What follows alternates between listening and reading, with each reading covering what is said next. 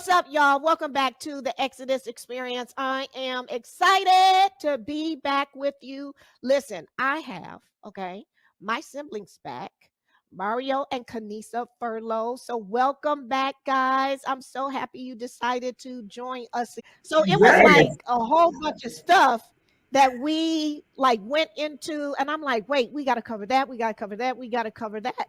And so, that's why I wanted you guys to come back. But we decided that we want to deal with the triggers, when we have couples that are leaving sexual brokenness and joining as one. And so that's what I want us to cover today. Okay. Okay, Cool? Sounds good. good. Okay. So when we had last talked, we had guys testimony how you came together, all the ins and out of that.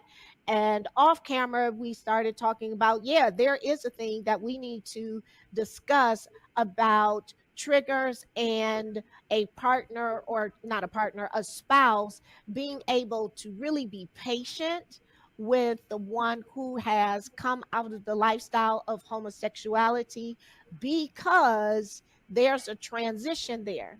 So, can you tell me individually what was that process like?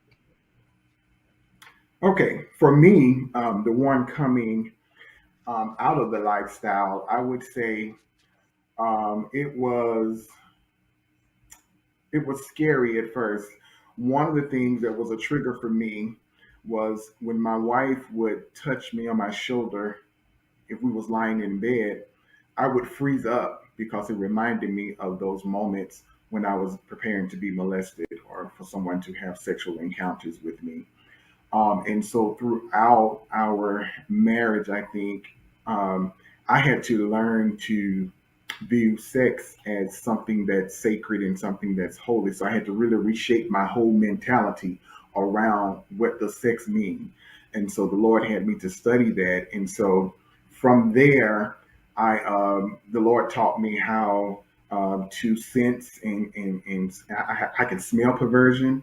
And so I can always tell when someone was coming from place. And it also began to help me to be vulnerable in my marriage, to open up to my wife and be able to share some sacred sexual moments and times with her.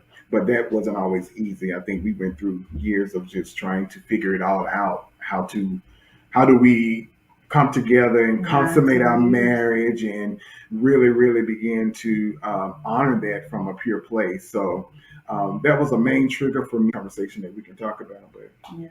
Yeah, that was like a 19-year process for us because we both had triggers. And so mine was from being sexually abused. I was raped, even though you are in a relationship.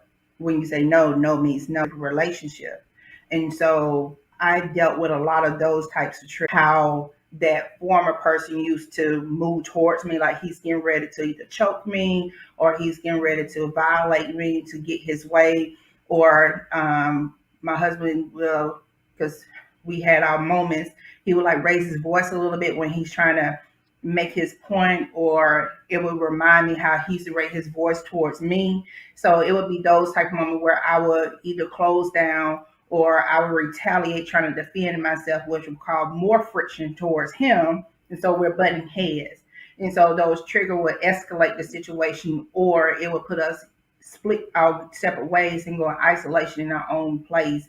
And we'll all be dealing with depression in our own way. So we was dealing with that. And that was like a 9 to 10 year process for us. Okay, so one of the ways that you guys mentioned was the word and being retaught how to think. So your mindset needed to change to realize that you were not each other's violator, correct? Yes. correct. Yes. Okay. And so relearning how to trust, because that's what it sounds like, you had to trust your spouse in this close, intimate place beyond heart. But you know, we're grown folks here, so we're talking about a husband and a wife coming together in a sexual manner, and just, you know, just being intimate in one space, because intimacy can vary on so Yes. many different levels. And so the word assisted, renewing the mind helped a lot, along with learning trust. What else would you give a couple advice on to help work through whichever one is actually experiencing the triggers? What should be the opposite individual's stance or response? Does that make sense? Yes. Yes, that's huge. That's what we lot. um, I with wives, I always tell them to be mindful where your husband come from, first of all, because we all women look at men as no matter what their life status been like, they supposed to be strong, they're the headship, and they supposed to function this way no matter what. And they should not be rejecting me. But we have to be mindful at the end of the day, we're human beings. We all have endured something. So we got to be mindful that they need healing, they need respect, they need honor as well as what we do. So when we start putting ourselves in their shoes, then we can start having some compassion. And when you start having compassion, then you can start having that conversation. And when we begin to take the lens away that it's all about me and start focusing it's about us, then we can start sitting down and having that real conversation about what do we need to do to heal as a couple, not what do we need to do to heal as the husband, but what do we need to do to heal as a couple, because we're one. And that is something that we had to do, because even though he had triggers, I had triggers. It doesn't matter if he's headship and I'm his neck and I take care of the home and he go work. It didn't matter. We are one. So if he's not right, I'm not going to be right. If I'm not right, he's not going to be right. So what do we need to do to heal? And the first thing we need to do is we have to talk about what we have endured prior to marriage, and then what we need to do to go forward to be healed.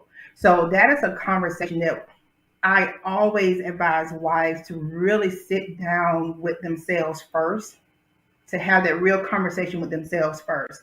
Because women, we got to pump ourselves up, because we're strong-willed, especially if you've been that single woman, always been taking care of yourself. You the one been taking care of the house, and you the one been taking care of the bills. You've been handling stuff. It's hard to be humble and vulnerable when you're the one carrying the weight. And so at some point, you're going to have to release that weight and give it to God and say, you know what? This is not for me to carry.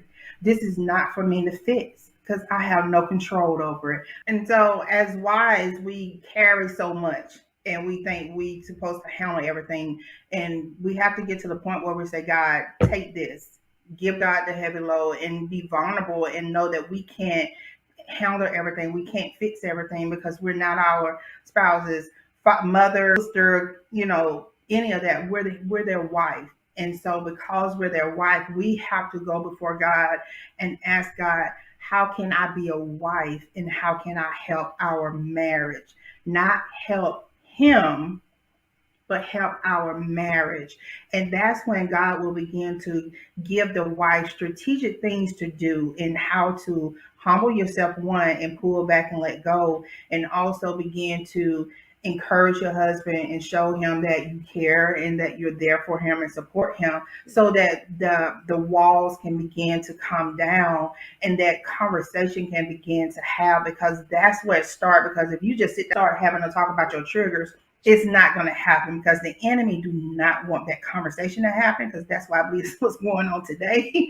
Do not want that to Yeah. happen, because that's a level of deliverance and freedom. Because when you start testifying about where you've been and how it's had affected you, and you have a partner, your spouse, the person who said for better or for worse through sickness and health, and said I do, and that's in for the long haul, that is there to help you Yeah. through your recovery and through your deliverance, that's your freedom. That is another level of salvation. that is Now let that me is ask a you peace of something. God. Hmm. Let let me ask you something because I want us to rewind for a minute because you said don't ask for help for him. You're asking it for the marriage. Yes, yes, Can you because expound on that? yes, the marriage is the institution. That's what God ordained. But the enemy is not coming to destroy the individual. He's coming to destroy the marriage because the enemy tried to destroy us already individual, but he couldn't succeed. And so when you get married, God do not look at you as a couple as individual. Scripture said Mhm. two shall become one. So when God sees you, he sees you as one. So when you go on before him and even you say, God, fix him, God is not going to fix him and fix him. He's going to be like, Mhm. take a look at yourself.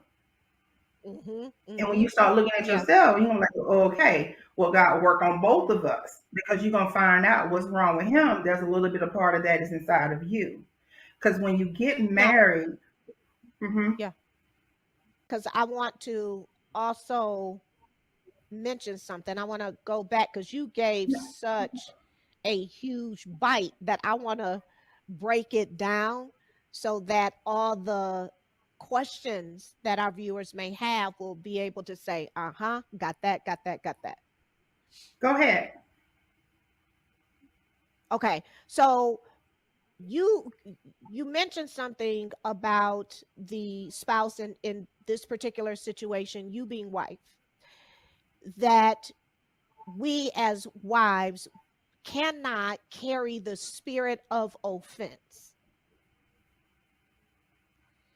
And that is very important. So don't take it personal if you do tap a trigger from your husband. It's backing up and opening up that container of compassion if you. Absolutely. Okay, so Mario, Absolutely. let me ask Mario something. So you recall an instance where you guys can share when that trigger happened and Kanisa had to open up the container of compassion. An instance. I think She laughing. first of all, first of all, I want to say this about the compassion. The compassion piece is so important, especially for those who are coming out of a lifestyle of sexual brokenness or sexual trauma.